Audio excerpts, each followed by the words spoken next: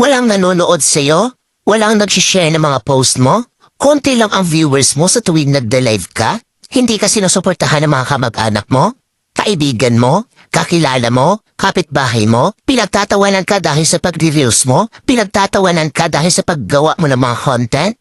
Ito ang tatandaan mo. Huwag kang huminto. Huwag kang susuko. Huwag kang papaapekto sa sasabihin ng ibang tao tungkol sa'yo.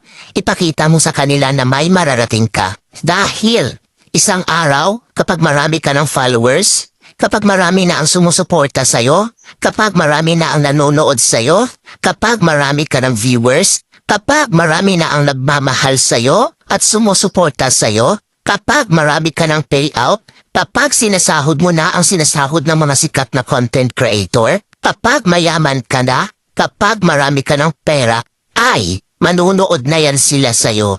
Sila na ang kusang lalapit